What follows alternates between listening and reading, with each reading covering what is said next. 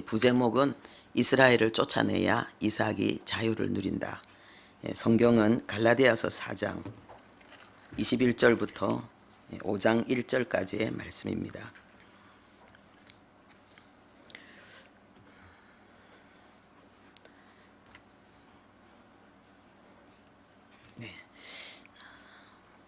우리 이 시간 함께 합독하겠습니다. 내게 말하라. 율법 아래에 있고자 하는 자들아, 율법을 듣지 못하였느냐? 기록된 바 아브라함에게 두 아들이 있으니 하나는 여종에게서 하나는 자유 있는 여자에게서 났다 하였으며, 여종에게서는 육체를 따라 났고 자유 있는 여자에게서는 약속으로 말미암았느니라. 이것은 비유니 이 여자들은 두 언약이라. 하나는 시내 산으로부터 종을 낳은 자니 곧 하갈이라. 이 하갈은 아라비아에 있는 시내산으로서 지금 있는 예루살렘과 같은 곳이니 그가 자녀들과 더불어 종노릇하고, 오직 위에 있는 예루살렘은 자유자니 곧 우리 어머니라. 기록된 바 잉태하지 못한 자여 즐거워하라. 상고를 모르는 자여 소리질러 외치라. 이는 홀로 사는 자의 자녀가 남편 있는 자의 자녀보다 많음이라 하였으니, 형제들아 너희는 이삭과 같이 약속의 자녀라. 그러나 그때에 육체를 따라 난 자가 성령을 따라 난 자를 박해한 것 같이 이제도 그러하도다. 그러나 성경이 무엇을 말하느냐? 여종과 그 아들을 내쫓으라. 여종의 아들이 자유 있는 여자의 아들과 더불어 유업을 얻지 못하리라 하였느니라. 그런즉 형제들아, 우리는 여종의 자녀가 아니요 자유 있는 여자의 자녀니라. 그리스도께서 우리를 자유롭게 하려고 자유를 주셨으니, 그러므로 굳건하게 서서 다시는 종의 멍에를 매지 말라. 아멘. 우리가 요즘 계속 그 새벽 시간에 창세기를 묵상하고 있습니다. 공부하고 있습니다. 그 내용 속에 나오는 하갈과 사라, 이스마엘과 이삭, 여기의 관계를 지금 율법과 복음으로 설명한 내용으로 오늘 말씀을 나누기를 원합니다.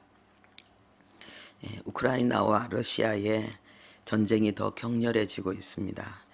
나라를 지키기 위해서 그 포탄이 빗발치는 곳으로 들어가는 분들의 얼굴, 그리고 그 다짐을 듣고 보았습니다.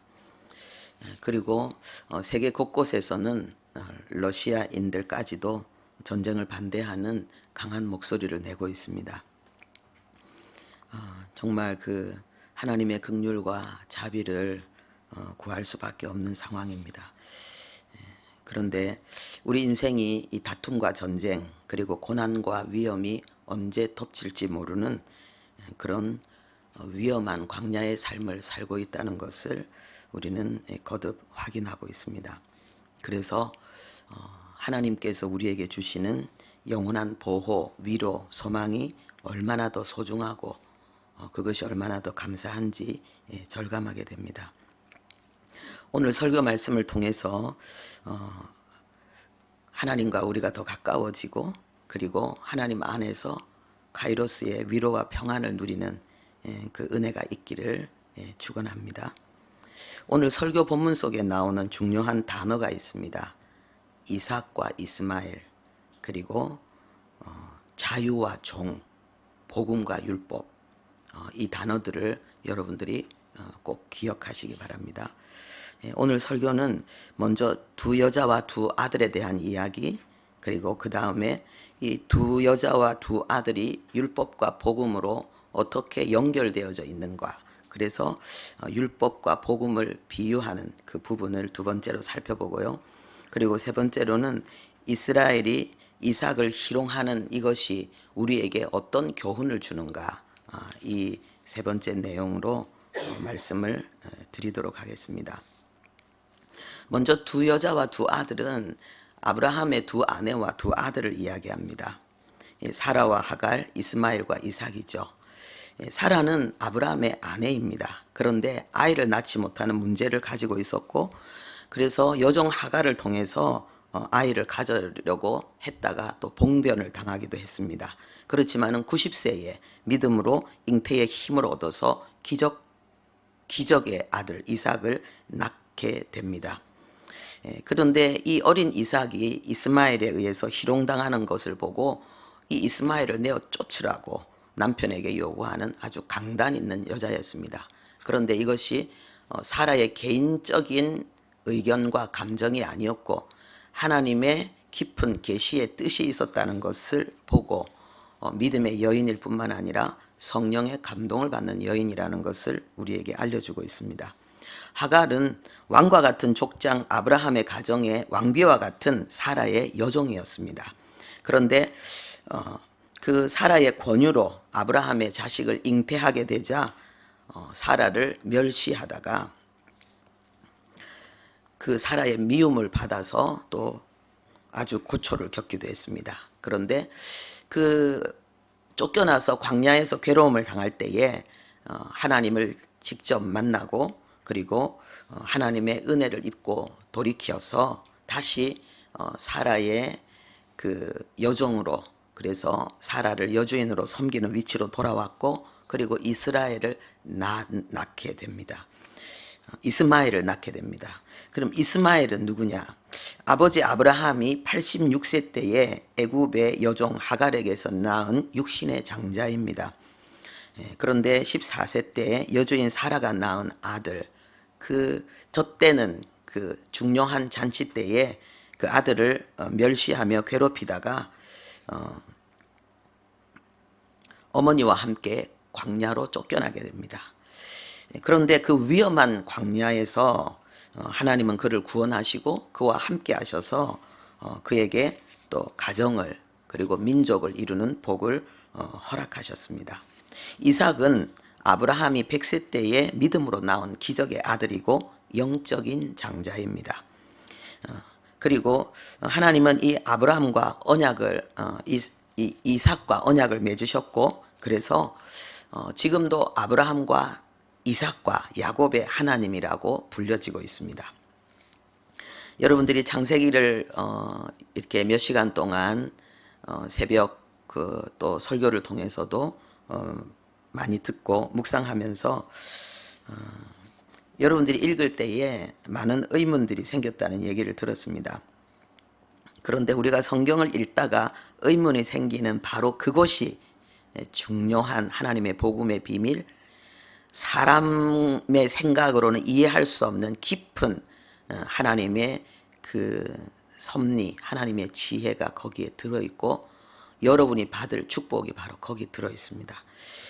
여러분들이 그 창세기의 이 내용을 읽으면서 아무리 그렇지만 동생을 놀렸다고 내쫓냐, 그것도 사지로 떡과 물 한 가죽 부대만 가지고 광야로 그 아브라함의 공동체에서 쫓겨난다는 것은 죽음과 단절을 이야기합니다. 어떤 어려움을 당해도 아브라함으로부터 이 공동체로부터 도움을 받을 수 없다는 그야말로 엄청난 그 시련을 겪는데 어떻게 이럴 수 있나? 아브라함이 아버지인데 그리고 하나님은 사랑인데 어떻게 하갈을 이스마엘을 내쫓으라고 할 수 있는가? 이런 의문이 생기죠. 여기에 대한 해답이 새벽 기도, 새벽 예배 설교에 다 있으니까 여러분들이 답을 얻으시기 바랍니다. 그리고 두 번째로 넘어가겠습니다. 이 두 여인과 두 아들이 율법과 복음을 설명하고 있다는 내용입니다. 오늘 우리가 읽은 본문의 내용입니다. 이것은 갈라디아 교회를 위해서 바울이 보낸 편지 내용입니다. 갈라디아 교회는 바울 전도팀이 자기가 그 병으로 인해서 몸이 약해졌을 때 그 어려움 속에서 더 어떤 다른 일을 하지 않고 이 갈라디아 교회를 세우는 역사가 일어났었습니다. 그런데 바울이요, 이 갈라디아 교인들에게 지금 큰 글씨로 친필로 쓰고 있다고 기록하고 있습니다. 이 바울은 이게 눈이 안 좋았기 때문에 항상 자기가 그 말하는 것을 대필해서 쓰고 그것을 편지로 보냈는데 지금 바울이 뭐 대필자가 잠깐 없었는지는 모르지만은 직접 큰 글로 쓰고 있다는 것입니다. 그것은 갈라디아 교회에 아주 심각하고 어떤 절박한 그 상황을 해결해야만 되는 그런 중요한 내용이 이 갈라디아서에 기록되어져 있다는 것을 우리에게 알려주고 있습니다. 그것은 뭐냐 하면요, 복음으로 말미암아서 자유를 풍성히 누리고 하나님의 그 은혜와 영광을 나타내야 될 갈라디아 성도들이 잘못된 가르침으로 말미암아서 율법의 종이 되려는 그런 위험한 상황 속에 처해 있었기 때문에 하나님이 주신 이 자유를 다시 잃어버리고 종이 되려는 이 갈라디아 교인들을 깨우치기 위해서 이런 특별한 일을 지금 바울이 했던 것입니다. 그리고 하나님은 이 갈라디아 교인들에게 보낸 이 편지를 성경 속에 정경으로 넣어서 지금 오늘날 우리에게 읽게 하고 계시고, 그 교훈을 통해서 우리도 복음의 자유를 잃어버리고 자꾸만 율법의 종이 되려고 하는 그 위험에 빠지지 않도록 지금 교훈하고 계신 것입니다. 여러분들이 잘 볼 수 있도록 주보에 도표로 이 두 여인과 두 아들이 복음과 율법으로 어떻게 비교되어지고 연결되어져 있는지를 이렇게 표에 실어서 주보에 해놨거든요. 여러분들이 그걸 보시면은 도움이 될 것입니다. 주보 가지고 계신 분들이 지금 그걸 펼쳐서 보시면서 제 얘기를 들으면은 더 도움이 될 겁니다. 두 아내는 바로 하갈과 사라인데, 그것은 율법과 복음을 설명하고 있는 거죠. 먼저 하갈은 율법을 상징하고, 이것은 곧 시내 산에서 하나님께로부터 모세가 받은 율법을 상징하고 있습니다. 이 성경 구절은 여러분들이 다시 읽을 때에 참고해서 확인하시면 되겠습니다. 그리고 또 이 율법은 바로 지상의 예루살렘을 나타내고 있고, 그리고 이 예루살렘은 바로 하나님의 성전이 있는 곳이기 때문에 하나님의 성전을 의미하고 있습니다. 성전이 뭐겠습니까? 죄인이 들어가서 용서를 받는 곳이죠. 죄가 용서받고 그 속죄로 말미암아서 다시 죄로 말미암아 단절된 하나님의 관계가 회복되어지고 하나님의 은총을 누릴 수 있게 하는 그곳이 성전인데, 이 율법은 바로 이 땅에 지은 하나님의 뜻을 따라서 사람의 손으로 지은 예루살렘을 상징하고 있다, 이렇게 말하고 있습니다. 그리고 사라는 복음을 상징합니다. 하늘 예루살렘을 상징하죠. 하늘 예루살렘은 뭡니까? 예수 그리스도에 의해서 이루어진 복음이고, 그리고 하늘에 있는 신령한 성전입니다. 그런데 분명히 하늘에 예루살렘이 있다고 말했는데, 그런데 그 새 예루살렘에는 성전이 없어요. 왜냐하면은 계시록 21장 22절에 어린 양이, 예수님이 바로 성전이기 때문에 성전이 따로 없다는 거죠. 그리고 사라는 자유 있는 여자를 상징하고 있습니다. 바로 복음을 이야기하고 있습니다. 그래서 이 사라가 이삭을 낳은 것처럼 복음의 진리의 말씀으로 하나님은 우리를 낳았다, 이렇게 말씀하고 있고, 그것은 바로 이 복음, 이 자유 있는 여자는 바로 예수 그리스도를 상징하고 있습니다. 그래서 말씀으로 우리를 낳았는데, 바로 이 말씀이 바로 하나님, 성자 하나님을 나타내고 있다라고 성경 요한복음 1장 1절은 기록하고 있지요.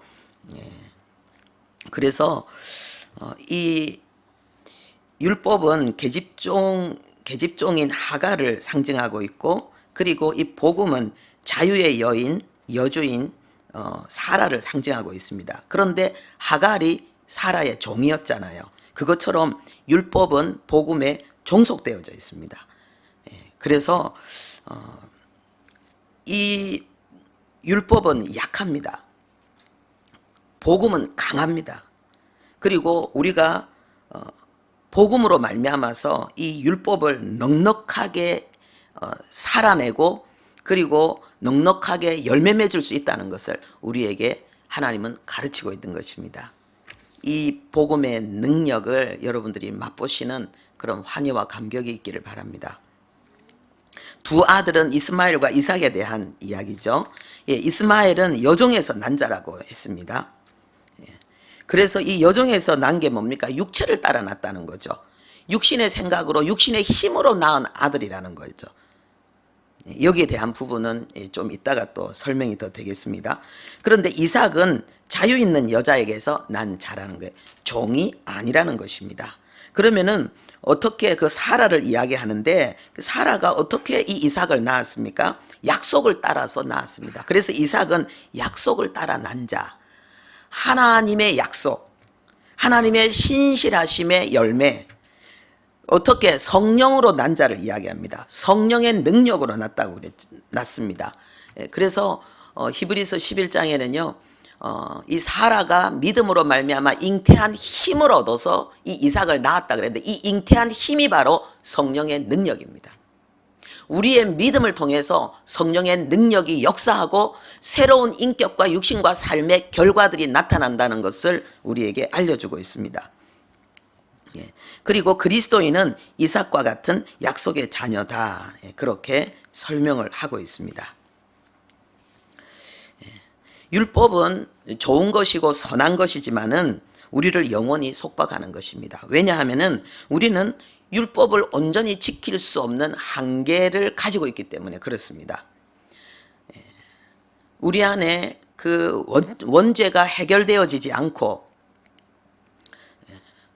그리고 우리가 이 원죄 가운데서 이 율법을 온전히 지킨다는 것은 불가능합니다. 그래서 이 율법은 끊임없이 우리를 죄인이라고 고발하고 그래서 우리는 그 죄의 결과를 피할 수 없는 하나님의 심판을 피할 수 없는 위치에 있다는 것을 깨닫게 합니다. 그런데 복음은 우리 인간을 영원히 자유하게 합니다. 왜냐하면은 이 우리 인간이 가지고 있는 이 율법을 지킬 수 없는 한계를 뛰어넘는 능력이 하나님으로부터 우리에게 주어진 것이 바로 복음이죠. 그게 바로 예수 그리스도의 십자가의 희생을 통해서 우리에게 주어진 보혈의 능력이고 그리고 예수 그리스도께서 하나님께 받아서 우리에게 허락해 주신 성령의 능력, 복음 안에 이 보혈의 능력과 성령의 능력이 역사함으로 말미암아서 우리는 율법을 넉넉히 지키고 하나님의 형상을 이루어 나가는 그 행복을, 그 승리와 영광을 누리게 됩니다. 그러니까 자유하는 거죠. 할 수 없다는 것을 끊임없이 가르쳐 주니까는 우리는 율법으로는 속박이 되지만은 계속해서 할 수 있고 더 할 수 있고 더 할 수 있는 그런 자유와 은혜를 우리에게 경험시켜 주는 거니까는 영원히 그 은혜를 누리다가 영원한 천국을 가게 하니까는 이 복음은 우리에게 얼마나 큰 행복입니까? 진정한 자유를 주는 참된 복음이죠. 세 번째로요. 이 이스마엘이 이삭을 희롱하는 것이 우리에게 주는 교훈이 무엇인가? 우리가 이것을 생각할 때에 우리가 하나님이 우리에게 주신 이 은혜가 이 복음의 능력이 우리에게 어떻게 강력하게 역사할 수 있는지에 대한 답을 얻게 됩니다. 여러분 복음은 쉽습니다. 처음부터 끝까지 쉽습니다. 그래서 복음으로 말미암아 거듭난 하나님의 자녀 그리스도인의 삶은 쉽고 그리고 보람되고 승리입니다. 이스마엘이 이삭을 박해한다는 것은요. 인본주의가 신본주의를 박해한다는 것을 우리에게 알려주고 있습니다. 우리가 29절의 본문에 읽었던 내용 육체를 따라 난 자가 성령을 따라 난 자를 박해한 것 같이 육체를 따라 난 자는 이스마엘을 이야기하고 있습니다. 그런데 이 성령을 따라 난 자는 이삭을 이야기하고 있습니다. 근데 왜 우리에게 육체를 따라 난 자가 성령을 따라 난 자와 같이라고 하면서 이 상황을 설명하고 있습니까? 우리 안에 있는 율법이 우리 안에 하나님이 주신 복음을 박해하기 때문에 그래서 복음이 마음껏 우리 안에서 역사하지 못하게 하고 있기 때문에 그렇습니다. 여기에서 이 박해한다는 이 말은요. 뒤쫓아낸다, 몰아낸다, 그리고 재촉한다 이런 의미입니다. 우리를 막 몰아붙이는 거예요. 뭔가를 막 이렇게 이루어야 된다는 그 압박감 압박감과 우리가 뭘 해야 된다는 그 큰 부담감으로 우리를 계속해서 재촉시키는 거예요. 그래서 율법의 삶은, 율법의 영향을 받는 삶은 늘 불안하고 조급하고 바빠요. 평안이 없어요. 그래서 중요한 것들을 놓치게 되죠. 하나님이 주신 평안과 행복을, 그리고 성령의 감동과 성령의 그 역사를 놓치게 되는 것입니다. 오늘 여기서 우리는요, 내가 아무리 구원받아서 하나님의 자녀가 되어도, 하나님의 나라가 내 안에 이루어졌어도 그 하나님의 나라의 기쁨과 평안과 형통을 누리지 못하는 진정한 이유가 무엇인지를 알게 되는 것입니다. 우리 스스로의 노력과 방법인 이 율법의 의가 너무나도 강하게 우리 안에 역사하고 있기 때문에 그렇습니다. 그래서 우리 안에 일어나는 그 성령의 세미한 음성, 성령의 감동, 그것에 따라 순종할 때 나타나는 초자연적인 하나님의 성령의 역사를 우리가 누리지 못하기 때문에 그런 것입니다. 다른 사람은 유능해서 복음을 잘 누리는 게 아니고, 내가 부족해서 복음을 누리지 못하는 것이 아니고, 문제의 원인이 사람에게 있지도 않고 환경에 있지도 않고 상황에 있지도 않고요, 복음이 율법에 눌렸기 때문이라는 거예요. 곧 늘 율법으로 살아왔던 우리가 전에 율법에 대한 걸 배웠죠. 율법은 선한 것입니다. 법은 선한 것입니다. 우리가 배운 전통, 규례, 예의, 범절, 도덕, 이런 것들이 전부 율법입니다. 선한 것입니다. 좋은 것입니다. 그것을 잘 지키는 사람은 예의 바른 사람, 성실한 사람, 거기에 많은 성공과 그런 좋은 결과물들이 나타납니다. 그런데 그것은 죄를 이기지는 못합니다. 그렇기 때문에 사단의 그런 어떤 미혹과 공격을 이겨내지 못합니다. 그거는 철저하게 그냥 나의 자원과 나의 힘으로 살아가는 삶이기 때문에 여러분들이 다 인정하겠지만은 한계가 있습니다. 고달픕니다. 그런데 이 율법이 우리의 오랜 자아와 오랜 습관과 오랜 기질로 지금 우리 안에 있습니다. 그래서 하나님께서 우리에게 주신 이 복음, 우리를 자유케 하는 이 복음, 하나님과 함께 교제하면서 더 이상 억압되지 않고 눈치 보지 않고 주눅들지 않고 성령의 감동으로 하나님의 그 지혜를 따라서 믿음의 길, 행복과 성공의 지름길인 그 길을 걸어갈 수 있는 그 은혜를 억압당하기 때문에 우리가 은혜를 실제로 우리의 인격과 삶 속에 누리지 못하는 것입니다. 이스라엘 백성들이 출애굽해서 만나를 먹었습니다. 40년 동안 방황했지만은 그들은 39년 11개월 동안 만나를 먹었습니다. 그러면 1개월 동안은 뭐 먹었느냐?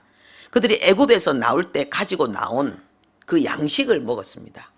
그러니까는 바로가 준 양식을 그들은 한 달 동안 먹었고, 그 양식을 먹는 동안에는 만나가 내리지 않았습니다. 그 양식이 끊어졌을 때에 그때 하나님으로부터 만나가 주어졌습니다. 바로가 준 이 양식은요, 세상과 죄의 종노릇하면서 우리가 취하는 억압된 종의 소득입니다. 내가 힘껏 했기 때문에, 이것은 내 거기 때문에 오히려 그 부작용으로 인해서 생기는 문제도 얼마나 많은지 모릅니다. 만나는 하나님의 초자연적인 공급, 은혜의 역사들을 우리에게 상징하고 있습니다. 그리고 이것은 이제는 세상을 의지하지 않고 바로의 양식을 의지하지 않고 전적으로 하나님만 신뢰하는 자에게 주어지는 그 결과물입니다.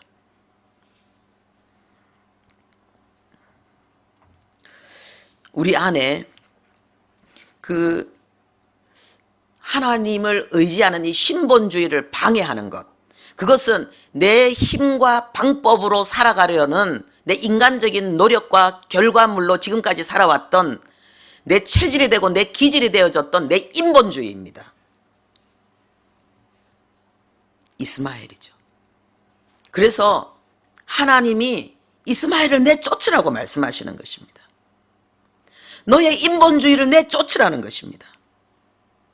그럴 때에 네 안에 있는 믿음이 역사하면서 너는 신본주의에 참된 믿음의 삶, 그리고 하나님으로부터 만나가 공급되어지는 신비한 은혜들을 누리게 될 것이라고 말씀하고 있는 것입니다. 젊은이가 와서 예수님께 질문했습니다. 어떻게 하면 하나님의 일을 할 수 있습니까? 자기는 하나님의 일을 하고 싶다는 거예요. 그래서 예수님께서 말씀하셨습니다. 요한복음 6장 29절에 믿는 것이 하나님의 일이다. 하나님이 보내신 자, 하나님의 복음을 믿는 것이 우리가 하나님을 위해서 할 수 있는 참된 일이라는 거예요. 그러면 다른 거는 뭐냐? 전부 부산물이라는 거예요. 주님을 위해서 열심히 수고하고 애쓰고 힘쓰고 막 노력하는 거, 그냥 이거는 믿음의 부산물이라는 거예요. 믿는 자에게 이것은 기쁨이고 환희고 날마다 하나님의 역사를 체험하는 신비한 은혜의 현장이지, 누림이지, 이건 일이 아니라는 거예요. 할렐루야. 그래서 쉬운 거예요. 이스마엘을 내어 쫓는 것, 내 믿음을 자유롭게 하는 이게 힘든 것이지, 우리가 주님을 위해서 진정 이것도 하고 저것도 하는 건 쉬운 거예요. 그런데 내가 율법으로 내 힘으로 하는 건 이게 내 공로잖아요. 내가 막 애쓰고 힘써서 하는 거잖아요. 그렇기 때문에 이거는 하나님의 일을 하지만은 내 일인 거예요. 그래서 뭐가 있습니까? 누가 알아주지 않으면 상처를 받고, 인정을 받지 못하면 하기 싫고, 이래 되는 거예요. 율법으로 하나님의 일을 하고 있기 때문에. 하나님의 일이지만은 실질적으로는 나의 일을 하고 있기 때문에, 나를 위한 일을 하고 있기 때문에 그렇습니다. 우리 안에 오래된 결핍, 그것이 성품이든지 그것이 육신적인 연약함이든지 그리고 삶의 여러 가지 문제든지,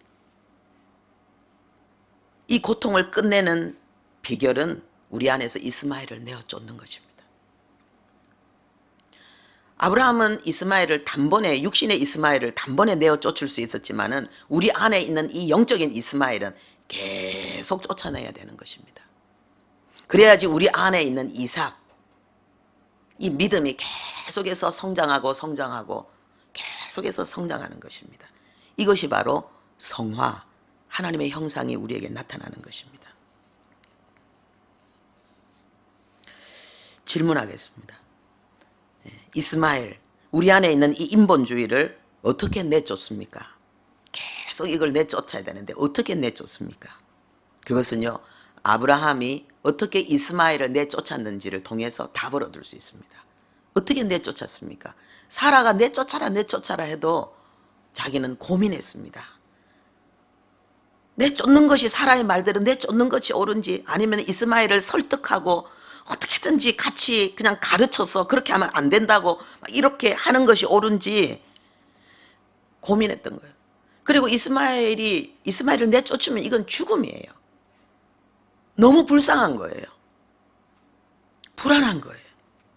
그런데 아브라함이 순종했습니다. 어떻게 해요? 하나님의 음성을 들었습니다. 우리가 우리 안에 있는 인본주의를 내보내고 우리 안에 하나님이 허락하신 이 신본주의의 삶을 살아내는 것은 하나님의 음성을 듣는 길밖에 없습니다.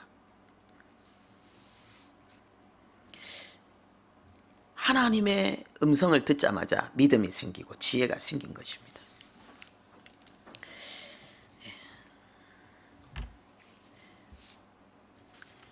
하나님의 음성은 어떻게 들을 수 있습니까? 그건 또 다른 주제로 우리가 말씀을 나눠야 되겠죠. 우리가 이번에 세마 인성 교육을 하면서 그 오픈 강의라서 여러분 들어오신 분들도 있겠지만은 현 박사님을 통해서 네 종류의 지혜가 있다는 것을 배웠습니다. 여러분들이 복습할 수 있는 기회가 되기를 바랍니다. 첫 번째가 뭐였습니까? 5종류의 지혜의 첫 번째가 뭐냐? 호쿠마의 지혜입니다. 이것은 하나님의 성품과 속성입니다. 하나님을 하나님 되게 만드는 호쿠마의 지혜. 그렇기 때문에 하나님이 호쿠마의 지혜로 천지를 창조하셨고, 그리고 이 지혜가 우리에게 역사할 때는 농부는 농사를 잘 짓는 농부가 되고, 그리고 왕은 백성을 잘 다스리고 나라를 잘 세우는 왕이 되는 것입니다. 그리고 가장은 가정을 잘 세우는 가장이 되는 것입니다. 여러분들 안에 이 호쿠마의 지혜가 충만하기를 바랍니다. 그 다음에 두 번째는 비나의 지혜입니다. 이것은 분별과 선택의 지혜입니다. 내가 어떤 친구와 사귀지? 나는 어떤 직업을 갖지? 나는 어떤 일을 하지? 나는 어떻게 공부해야 되지? 이 모든 것이 비나의 지혜라는 것입니다. 그리고 이 비나의 지혜 속에는 미래를 예측하는 그런 능력도 들어 있습니다. 뭡니까? 게으른 자는 가난해진다. 이게 성경의 많은 내용이 예언입니다. 그래서 우리가 성경대로 살면 우리는 우리의 미래를 만드는 것입니다. 하나님 없는 사람들에게는 이 미래가 불확실하지만은요, 하나님과 함께 믿음의 길을 걸어가는 사람은 미래가 뚜렷합니다. 그리고 그 미래를 만들어내기 위해서 지금 믿음의 벽돌을 하나하나 쌓아 나가는 것이고요. 그 미래에 하나님이 말씀으로 주신 그 삶의 조감도를 실제 하나하나 건축해 나가는 것이 삶입니다. 그러니까 실제로 그리스도인의 삶은 날마다 도전과 성취, 그리고 실질적으로 하나님의 그 집이 그 삶 속에 하나님의 뜻이 이루어지는 것들을 귀로 들을 뿐만 아니라 눈으로 보는 거죠. 그러니까는 당장 어떤 것에 휘둘리지 않을 수가 있는 거죠. 그러니까 다른 사람은 나를 되게 별 볼 일 없다 생각해도 나는 너무 만족할 수밖에 없는 거예요. 왜요?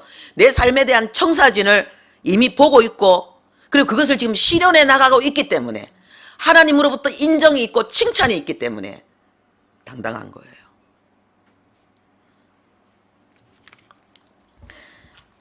솔로몬이 하나님 앞에 구했던 지혜가 바로 이 비나의 지혜였습니다.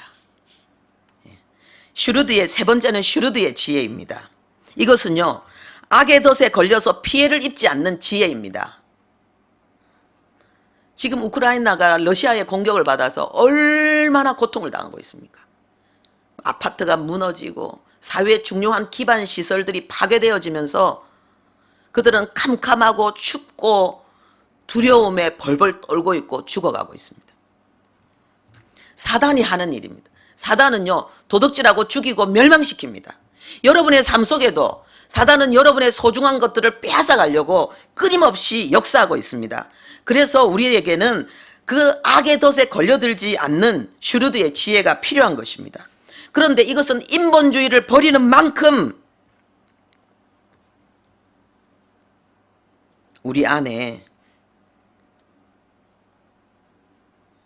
하나님께서 이 슈르드의 지혜를 충만케 하셔서 악에게 물들지 않는 것입니다. 이거는 정말 진리입니다. 내 인본주의를 버리지 않으면 그 인본주의 자체가요, 덫이에요. 악의 덫이에요. 될 것 같은데 안 돼요.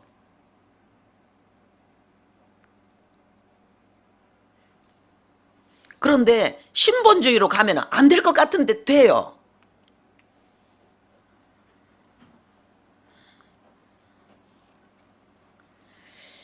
그 다음에 투시아의 지혜입니다. 이 투시아의 지혜는요, 하나님께 답을 얻는, 하나님께로부터 답을 얻는 지혜입니다.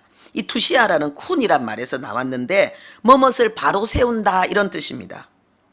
이 삐뚤어져 있는 자를 바로 세우는 거예요. 하나님께서 상담하시고 조언하시고 격려하시고, 오늘도 아브라함에게 이스마엘을 어떻게 해야 된다라고 말씀하신 것처럼 하나님께서 그렇게 역사하시는 거예요.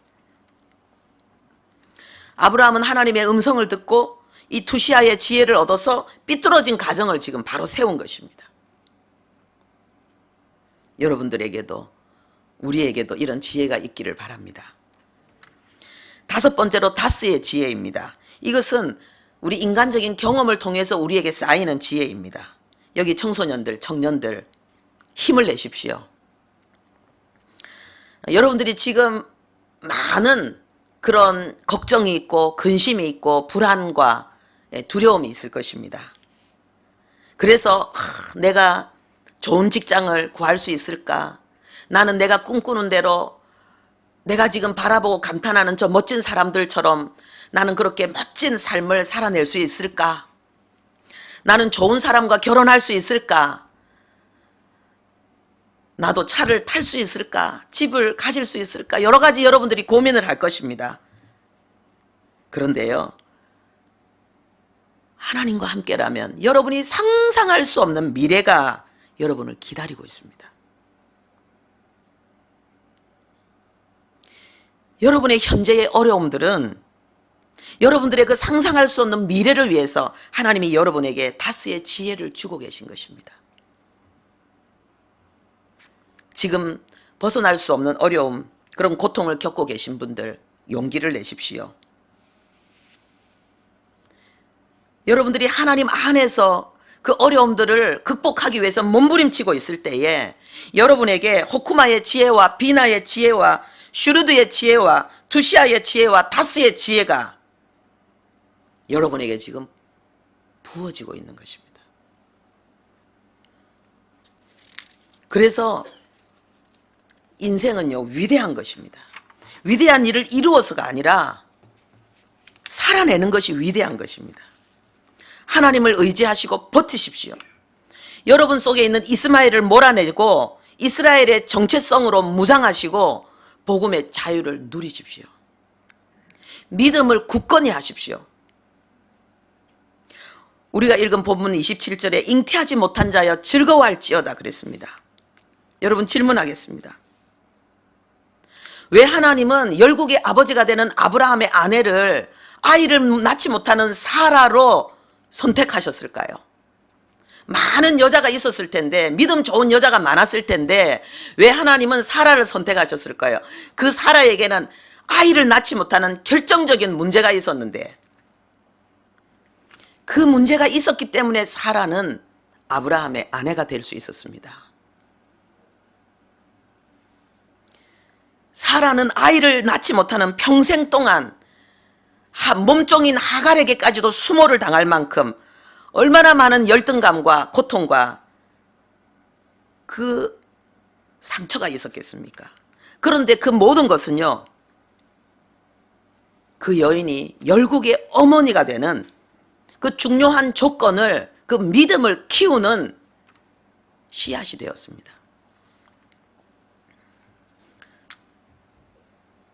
성명의 시인, 이제는 고인이 되었습니다. 여러분들 아시죠? 뇌성마비가 되어서 평생을 살았습니다. 심각한 뇌성마비, 말도 제대로 못하고 고개도 가누지 못하는, 머리끝부터 발끝까지 얼굴 전체가 다 일그러진 그 여인, 자기는 삶을 끝내고 싶었습니다. 그런데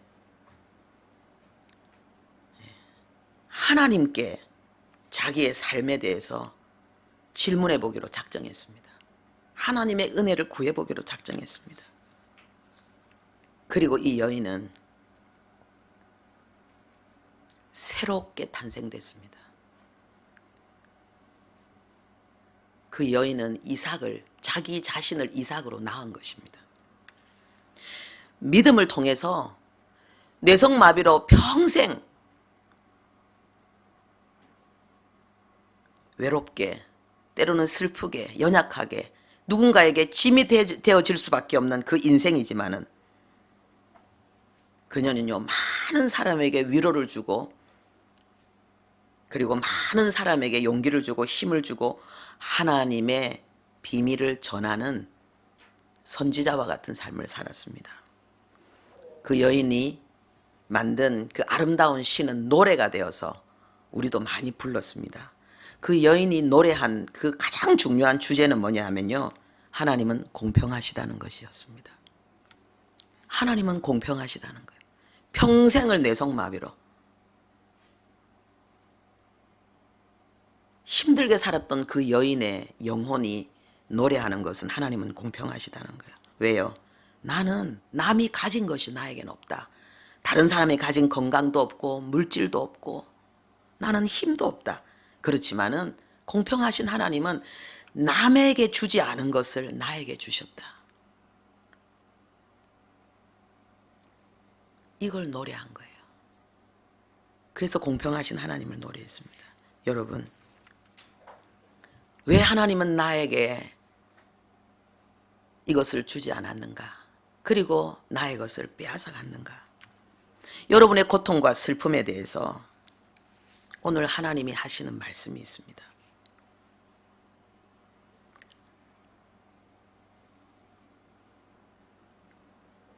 여러분의 삶이, 그 아픔이